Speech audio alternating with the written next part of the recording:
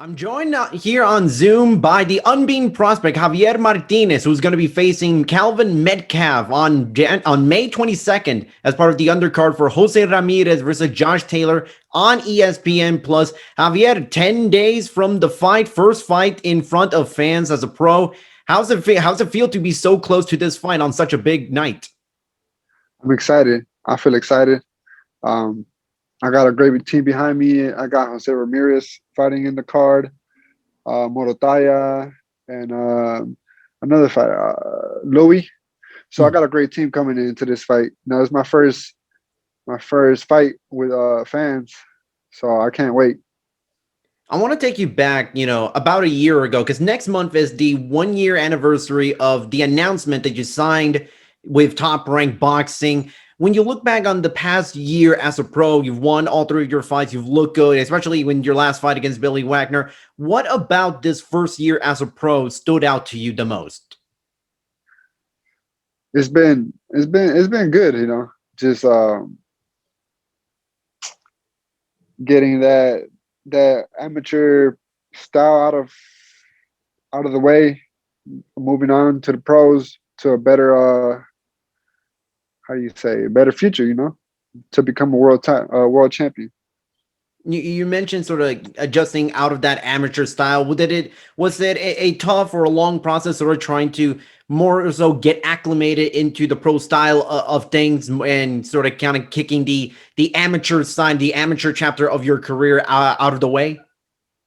No, it wasn't too hard, because I always had like a pro style.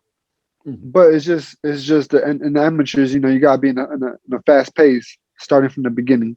You gotta be in a fast pace, throw a lot of punches, and the pros is more of setting your punches up, taking your time, looking for the right punches. That's the only difference. When you chose to turn pro after being snubbed from starting on the Olympic team in 2020 Olympics, I'm sure you probably may have had some more offers outside of Top Rank to start as a pro. So why Top Rank Boxing? What about Top Rank made such a perfect fit for you to start out your pro career? That's a good question. It's just growing up, I was top rank. I would see top rank in all the big shows like the Pacquiao versus Marquez. That's what got me into boxing. So I always wanted to be part of that. So that was always a dream of mine. And it's just talking to the people, always asking questions. How was top rank? What was the difference? And my interest was always with top rank. And so it all worked out perfect.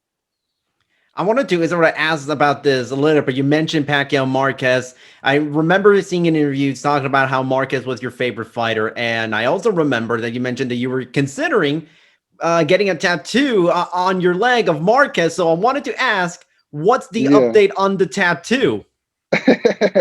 Nothing yet. I'm still working on different tattoos right now. But hopefully in the future though, I'll get that done. That'd be dope.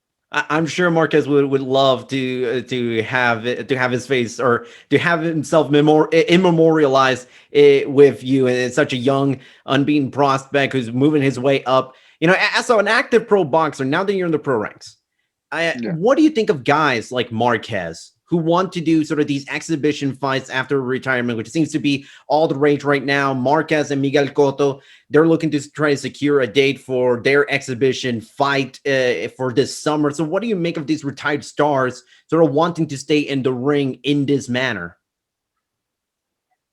I mean, it's good for boxing. It attracts maybe old fans, whatever it is. It's good. It's good to see legends like that come back and duke it out. It's great. I feel like it's great. Calvin Metcalf is, at least on paper, is the most experienced fighter on your pro resume and your toughest test. He's fought a number of top prospects, unbeaten prospect. He's fought Shane Mosley Jr. in the past, but he's never been stopped or knocked out. For you, what would it mean to sort of be that first guy to knock out, or at the very least, beat Metcalf inside the distance in the pro ranks? Um, stoppage. I really want to stop this guy. I even want to knock him out. I want to prove. I want to prove. I want to prove what I can do. You know, those guys that he fought, they're not on my caliber. So we're gonna see. That's my test right now. I feel like I'm getting tested. So I want to pass that with flying colors. Speaking of tests, Calvin is not exactly a guy. When you look at his career and his resume, he's not a guy that you can put in front of any prospect in his fourth pro bout. And you sort of look at this fight as maybe the fact that you're fighting a guy that can be very tough in Calvin Metcalf as a sign that you're developing in the right direction, that you're already be giving these types of names and these types of guys in just four pro fights. The way I look at it is not to be cocky. I just feel like I'm one of the. I'm up there with the best. So it's a matter of time before they try to test me. So I feel like I'm moving in the right direction for them to give me this fight. So I'm just gonna try to do what I do. Just try to get them out of there. Prove to them that I'm one of the top guys. As far as Metcalf and what he can do in the ring, what is your assessment of Calvin Metcalf and what he's capable of doing, and how and sort of what about him do you feel like you can exploit and try to get the victory? I know he just comes forward. He takes a lot of punishment. He just keeps coming forward though. So I'm gonna just fucking do circles around him. Just hurt him to the body. I don't think he's ever been hit as hard as what I'm gonna hit him though. So I can't wait to get in there. Sort of, you've sparred with Jose Ramirez in the past, and you guys are sharing a card. Obviously, he's got the excellent main event against Josh Taylor on ESPN. In your opinion, what's the one thing that Ramirez does so well, and why do you believe he could potentially come out on top and walk away as the undisputed junior welterweight champion come May 22nd? Pressure. I feel like Ramirez hasn't fought a guy like him with that determination. Jose just he's a different person. The way he thinks, he can be tired. He can be tired. He can be exhausted. His mind is just different. He's gonna keep pushing, and I feel like Josh Taylor is not gonna. He's gonna wear down. That's gonna be the difference in this fight. So you can see this potentially maybe being a Jose Ramirez stoppage or a win. Stoppage. Stop. You 10th see it as a round. stoppage? Okay. 10th round. So when it comes, so now moving on to your career, obviously fourth pro fight, and this is going to be, I believe, your second fight this year. What are sort of the goals that you got set out for the remainder of this year? Sort of, do you have a set type of opponent, or get to maybe when you get to 8 rounds soon, or just stay active as you continue developing in the pros? Stay active for sure. I want to finish the year with a big bang, with maybe a good opponent. Just and then maybe next year be a top contender at a title. That's my goal. That's my goal right now. And obviously you want to one day become world champion, but I want to ask, if you weren't boxing, Yeah. what could you see yourself doing as a living, or was there anything you wanted to grow up to be that wasn't necessarily a boxer? Was boxing number 1, number 2, number 3 on your career goals? Nah, to be honest, if I think about it like that, it's never been a plan B. It's just boxing my whole life right now. I gotta make this happen for me and my son. But I'm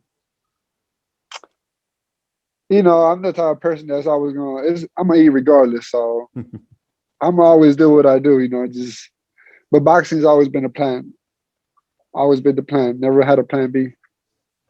So you just mentioned your son. Obviously, yeah, I've spoken to fighters who are dads and how much their children are such an inspiration to them. In your own words, what kind of extra motivation does being a father who is also a boxer kind of bring to you? Sort of now, do you sort of look at now things a little bit differently than when you were boxing but weren't the dad?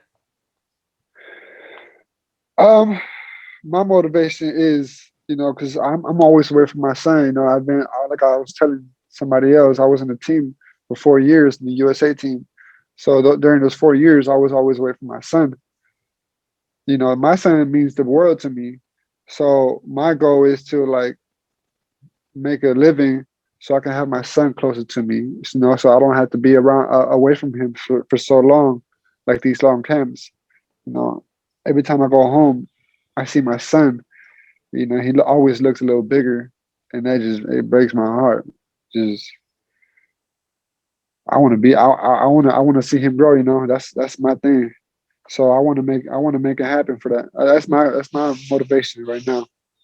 Is that maybe the toughest part? I guess the other side of being a boxer that not a lot of people talk about is that when you're a father and you go into camp and you don't get to see your son as often as you like to. Is that kind of maybe the one, maybe not? I guess the one negative or something that it's a reality of stores, but you sort of have to deal with it. How it has it been a little bit tougher, a little bit easier now as a pro?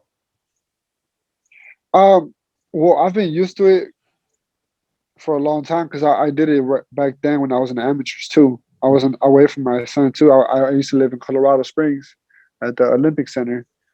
So you never get used to it. Yeah, it always sucks being away from your family, from your loved ones.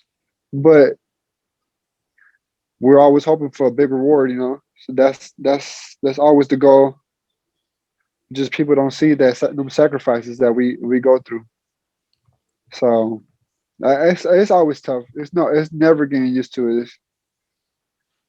So now, as we sort of wrap up, obviously you got the fight against Galen Metcalf. You said you want to stop and you want to knock him out. You got Billy Wagner out in the first round? Do you see yourself getting it again in the first round, or do you see yourself overall getting the stoppage regardless of what round it goes to? I'm gonna hit him hard from the first round. So it doesn't really matter if it's in the first, the third, or in the sixth. I'm ready to fight 6 rounds, 8 rounds if I have to. But just I want to stop him. That's it. That's my goal. With this being your first pro fight in front of fans, what impression do you want to leave on that audience when you step into the ring on May 22nd on ESPN Plus? Um, the impression I want to leave is, you know, that I'm a great boxer. I can box well, and I have a big heart. So if he wants to duke it out, we can duke it out in the middle of the ring. I'm gonna show him everything. We're gonna see. I'm excited. I want to hear them people. I want to hear the people scream. I want to make the people scream. Javier, thanks so much for taking time to talk to me. Best of luck against Calvin Metcalf, May 22nd on ESPN Plus from the Virgin Hotels in Las Vegas. Looking forward to seeing you in the ring, Javier. Thank you.